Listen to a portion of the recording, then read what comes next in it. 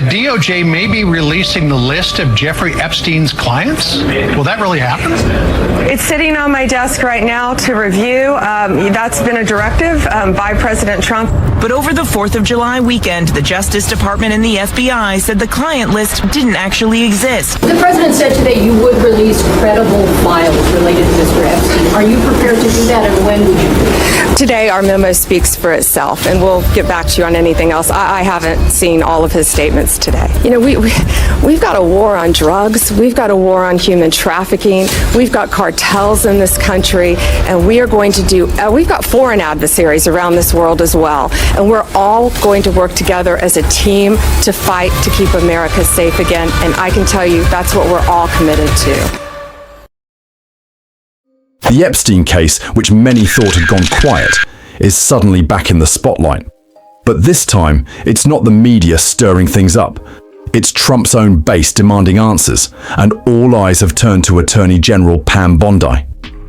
In a recent interview, Trump claimed Bondi has the authority to release any credible Epstein files she sees fit. Credibility is very important, and you want credible evidence for something like that. And I think the Attorney General has handled it very well. And it's going to be up to her. Whatever she thinks is credible, she should release. That one statement flipped the pressure directly onto her. Supporters flooded social media with frustration. Reporters pressed her in back-to-back press conferences. She dodged questions, shifted focus to fentanyl, and refused to say if she'd release anything. He said that he would support you releasing additional credible evidence from the Epstein investigation. Is that something that you are open to doing? Let me take that first. This today is about fentanyl. Meanwhile, internal chaos is spilling out. FBI Deputy Director Dan Bongino reportedly skipped work, furious over how the Epstein files were handled. He's now considering resigning, possibly joined by others. Behind the scenes, Bondi and Bongino allegedly had a blow-up at the White House. FBI Deputy Director Dan Bongino took a day off from work Friday after clashing with Attorney General Pam Bondi over their handling of the Jeffrey Epstein files. The dispute reportedly erupted at the White House on Wednesday as the administration walked back its claims about Epstein having a celebrity client list and that he wasn't murdered in his New York City prison cell in 2019. Bongino is considering resigning and took a day off from work on Friday due to his frustrations. Sources say Bondi even accused him of leaking damaging stories to the press. So what exactly is going on here? Why is Trump pointing fingers? What does Bondi actually have? And could this whole thing collapse the DOJ from the inside? When can we expect the Epstein documents to be released? The rest of them? Which documents? The Epstein files? I don't know. I'll speak to the Attorney General about that. I really don't know. Pam Bondi spent nearly 2 decades as a prosecutor in Hillsborough County, gaining attention both in court and on Fox News. In 2010, backed by the Tea Party wave, she became Florida's first female attorney general. Her record was aggressive. She targeted pill mills, opposed same-sex marriage, and joined lawsuits against Obamacare. She also paused a state execution to attend a fundraiser, a decision that drew backlash and forced an apology. Bondi, who's known as an aggressive victims advocate, declined an interview today, but released a statement taking responsibility, saying in part, the planned execution of Marshall Lee Gore had already been stayed twice by the courts, and we absolutely should not have requested that the date of the execution be moved. Her connection to Trump started early. As AG, she declined to investigate Trump University after receiving a $25,000 donation from his foundation. Though cleared by a state ethics board, the move raised eyebrows. Later, she joined Trump's impeachment defense and became a regular on conservative media. You are speaking loud and clear. When Trump returned to office in 2024, his first attorney general pick collapsed under scandal. By withdrawing his name, posting on social media, it is clear that my confirmation was unfairly becoming a distraction to the critical work of the Trump-Vance transition. Bondi was confirmed as the replacement in early 2025, despite warnings that she might prioritize loyalty over independence. Senator, you were speaking. May I speak? You cut I want me to ask off you the when I next was question. speaking. You can speak, and I hope you answer, Ms. Bondi. Well, Once in office, she moved quickly, cutting DEI programs, defunding sanctuary cities, and launching a weaponization working group. But what brought her back into national focus was a statement she made live on air in February. The DOJ may be releasing the list of Jeffrey Epstein's clients? Will that really happen? it's sitting on my desk right now to review. The Epstein client list, she said, was sitting on my desk. That claim triggered months of anticipation. Supporters expected names. Instead, in July, the DOJ said no list existed and no charges were coming. She was saying the entirety of all of the paperwork, all of the paper in relation to Jeffrey Epstein's crimes. That's what the Attorney General was referring to, and I'll let her speak for that. Bondi's credibility collapsed overnight. The one promise that made her the face of accountability had just been reversed by her own department. Now she's facing the consequences. The backlash against Pam Bondi didn't start with the DOJ's memo. It started on February 14th, 2025, when she told Fox News, It's sitting on my desk right now to review. That's been a directive by President Trump. I'm reviewing that. I'm reviewing JFK files, MLK files. That's all in the process of being reviewed because that was done at the directive of the president from all of these agencies. So have you seen anything that you said, oh my gosh? Not yet. There's a client list that I was handed by the FBI. It's sitting on my desk right now, and we're looking into everyone on that list. Every name, every connection. That statement wasn't vague. It came from the US Attorney General and directly implied accountability was coming. The clip went viral across X, TikTok, and Truth Social. Dan Bongino, Charlie Kirk, and Laura Loomer amplified it with captions like, "She has the list, it's happening, and accountability is coming." In 48 hours, it had over 42 million views. Hashtags like Bondi List and I Unseal Epstein took off. Expectations were set. Bondi had just taken over the DOJ and was already making big moves. Eliminating DEI programs, launching the Weaponization Working Group, threatening to defund sanctuary cities, and dropping charges against New York Mayor Eric Adams. But that case should be dropped. It was done at the directive of AML, so that case should be dropped. Supporters believed she meant business, and her statement about the Epstein files locked in those beliefs. Then, nothing. For 5 months, the DOJ went silent. No follow-up. No names. No charges. Bondi made over a dozen public appearances and never mentioned the client list again. On July 7th, the DOJ quietly released a 2-page memo. It stated there was no evidence that Jeffrey Epstein kept a list of clients for purposes of blackmail or leverage, and no basis to support the assertion that Mr. Epstein's death was the result of foul play. It made no reference to Bondi's February comments. It didn't acknowledge any documents. It simply closed the case. Inside the DOJ, that memo triggered a full-blown internal crisis. Leaked memos revealed Bondi's office never opened a formal criminal investigation into the materials she referenced. Instead, they were labeled background materials, allowing them to be reviewed without triggering discovery, subpoenas, or grand jury protocols. The so-called list was never handled as legal evidence. An FBI source told Politico the documents included flight logs, appointment books, visitor records, but no list labeled clients, victims, or co-conspirators. The files were incomplete, unverified, and hadn't been processed as formal case material. Court filings from the Southern District of New York confirmed sealed exhibits tied to Epstein's past financial activity had already been submitted back in January.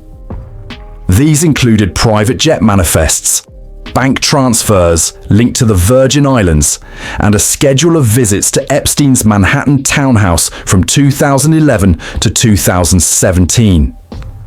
Some of the names were familiar from past litigation. Others were flagged high security and tied to passport numbers and aliases. None of this was mentioned in the DOJ's July memo or Bondi's response. When asked about the files days later at a press conference in Tampa, Bondi replied, This today is about fentanyl. In Houston, she walked off stage when asked again. Will you guys take a few questions? This is a really important topic. It's a press conference. Thank you. Guys, it's different getting it from the two nation's two top law enforcement officials on an issue like this. If this is a priority, they should take questions. That silence fueled internal revolt. On July 9th, Deputy FBI Director Dan Bongino reportedly exploded in a senior staff meeting in Maynham. According to agents present, he said, "This was a lie. She never had the list. We're now the ones paying the price." He skipped a scheduled briefing with Chief of Staff Chris Lasavita and met privately with Bondi at DOJ headquarters for over 2 hours. Security logs confirmed the meeting. The next morning, Bongino didn't show up for work. Between July 10th and 15th, 4 prosecutors from the DOJ's Public Integrity Section submitted formal reassignment requests. In an internal email reviewed by Axios, one wrote, "The public was misled. The department allowed this narrative to fester, and now no one will be held accountable, inside or outside this building." Bondi's team has defended her by citing grand jury restrictions. But former DOJ officials disagree. Former U.S. Attorney Barbara McQuaid told MSNBC, "Grand jury secrecy doesn't cover all documents. If you have flight logs or communications not used in a sealed indictment, there's no legal reason they can't be disclosed, unless there's political pressure not to." Trump's reaction made the fracture even more visible. In a July 13th interview with Newsmax, he said, "She's handled it very well, and it's going to be up to her. Whatever she thinks is credible, she should release." "I believe Pam will do the right thing. I think if there's something credible, she'll release it. But that's her job. I'm not the Attorney General." To many, that signaled a shift, distancing himself while placing full responsibility on Bondi. The response was immediate. Pro-Trump outlets began leaking DOJ emails and internal communications. Former allies started calling for Bondi's resignation. Even Lara Trump warned publicly, "Well, I do think that there needs to be more transparency on this. And I think that will happen. I mean, look, I don't know what truly exists there, but I know that this is something that's important to the president as well. He does want transparency on all these fronts." Bongino has not returned to the FBI. His name has been removed from internal memos. Senior DOJ staff continue distancing themselves. Bondi remains silent. Leaks have escalated. Internal emails, schedules, and meeting logs are now reaching the press daily. The DOJ's credibility is eroding, and the administration has lost control of the narrative. With the election approaching, this isn't just about Epstein. It's about trust, accountability, and the widening gap between what was promised and what was delivered. Bondi said the list was on her desk. 5 months later, the DOJ said it never existed. In February, I did an interview on Fox, and it's been getting a lot of attention because I was asked a question about the client list, and my response was, "It's sitting on my desk to be reviewed," meaning the file along with the JFK, MLK files as well. That's what I meant by that. Also, to the tens of thousands of video, they turned out to be child porn downloaded by that disgusting Jeffrey Epstein. Child porn is what they were. Never going to be released, never going to see the light of day. To him being an agent, I have no knowledge about that. We can get back to you on that. And the minute missing from the video, we released the video showing definitively the video was not conclusive, but the evidence prior to it was showing he committed suicide. And what was on that, there was a minute that was off the counter.